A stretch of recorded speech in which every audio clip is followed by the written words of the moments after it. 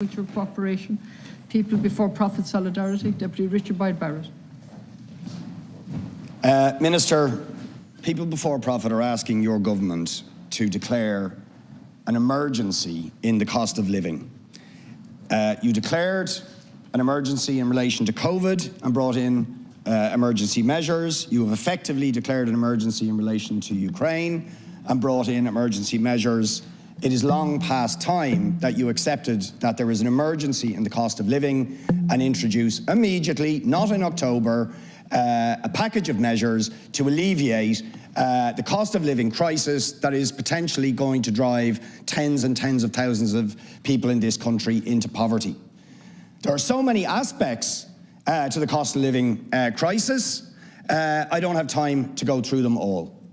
But let's just look at two that are most basic. In order to live, you need to be able to heat your home, and indeed you need to be able to afford a roof over your head.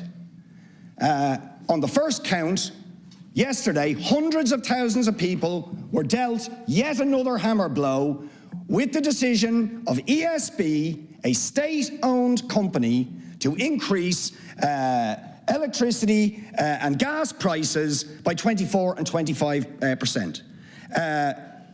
A huge increase, averaging 400 to 500 additional for their customers over the next year.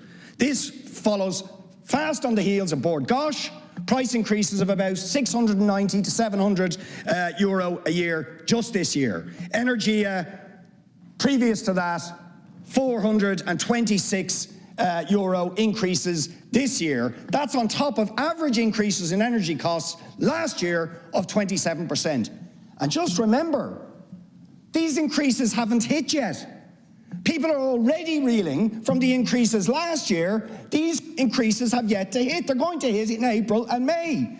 How the hell are 470,000 people, according to official government figures, who are in danger of energy poverty going to cope? The answer is they simply can't. And by the way, these are being done by energy companies who have all seen record increases in their profits. In the case of ESB, up to 679 million, third year that they've increased. But then you look at the housing crisis, the other basic one. We are now back up again to almost 10,000 families in homeless accommodation, more than 2,000 children, because rents have gone through the roof and you refuse to control rents. So while the REITs and the vulture funds and the landlords are seeing record increases in profits, thousands and thousands of people are being forced into homeless accommodation, and the latest PBO figures say 138,000 people are in social housing need, and it's getting worse. So will you declare an emergency in the cost of living? Will you introduce an emergency package of measures to deal with the cost of living? And crucially, will you finally use powers to control the cost of energy and bring in rent controls to make rents affordable? Minister. The two issues are connected. The cost of living crisis is driven by the war. The two are Deputy Murphy, do you disagree? Yes. If I can just make the point they're going to make. Minister to the No, chair. but it is. What's happened with energy prices is fundamental to the cost of living increases. There is a real connection. It is the cost of, and it's not just energy now, it's also potential costs in food. There are other reasons, supply chain issues coming out of COVID, but the war in Ukraine and what Russia is doing is central to the cost of living issue. I make that point because I believe in addressing both that cost of living issue and the housing crisis, we need to use this moment of real emergency to effect change in both, that will help address both. So when we're addressing the housing crisis, we now have to house some 700 people coming a day that we have to give sanctuary to, like every other European country, in my mind correctly. Well, can we do that in ways which really doubles down and accelerates what we need to do for our own people anyway, in tackling vacant sites, in opening up new rental streams, in actually building really quickly? Can we use this emergency to actually provide solutions that are not just good for those Ukrainian families that we have to help and protect, but also Irish families? And I believe we can. I believe in a moment of emergency like this, You have to act fast and you have to be bold. And the solutions for the Romanian refugee issue, the Ukrainian refugee issue, will help us domestically as well, I believe. That's what we should aim to do. And similarly, when it comes to the cost of living, by actually reducing our dependence on those fossil fuels, by going all in terms of what we know we need to do anyway for the climate transition, to actually, yes, retrofitting, yes, looking at market reforms in other ways and incentivizing people to make the switch, yes, pushing sustainable mobility, yes, pushing a different type of agriculture where we're not spending so much money on fertilizers. Well, that makes sense to me. That's a way in which we can both stop giving the money to Mr. Putin's government, start keeping it here at home, and achieve two objectives: address the cost of living and address that war at the same time, that war challenge. And that's what this government's going to do.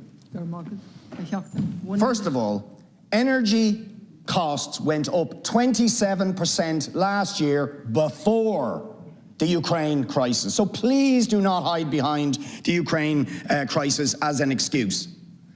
And you absolutely fail to address the fact that while ordinary householders, many of them pensioners, people on low income, ordinary working people are crippled with these hikes in prices, all of the energy companies seeing record profits. Similarly with rents, up 10% in Dublin, up 20% in other parts of the country, all of the REITs, all of the vulture funds, all of the landlords seeing increases in profits, but you won't control their profits. It's okay to land the cost on the people who can't afford it, and the working people, and the pensioners, those on low income, but you will not touch the profits of those who are making money out of this crisis. That is the elephant in the room. So please do not hide behind. Of course we want solidarity with the Ukrainian people, but simultaneously we need to solve the housing crisis and control the cost of living. Minister, why won't you take the empty houses off the vulture funds and the REITs and the speculators who are sitting on them? Minister to respond. Why did those energy prices go up 27% last year before the war? Why did they? One of the main reasons, profiteering by Mr. Putin. One of the main reasons why the prices went up is he started reducing, if I can answer a question, one of the main reasons is he started reducing the flow of gas into Europe and started raising the Gazprom stocks in Russia.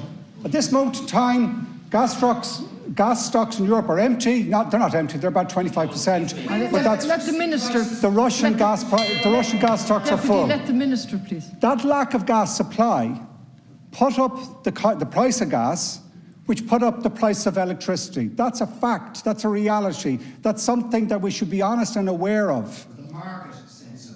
No. Yeah, well, the market said so because we buy so much gas, because we made a mistake in Europe by putting ourselves in that position that we were vulnerable to that threat. Thank you, Minister. And it's only taken the war for us to wake up and be wise to that. Thank you, Minister. And now we have to reduce our risk by reducing the use of those fuels. That's our key response. That's what we have to focus on.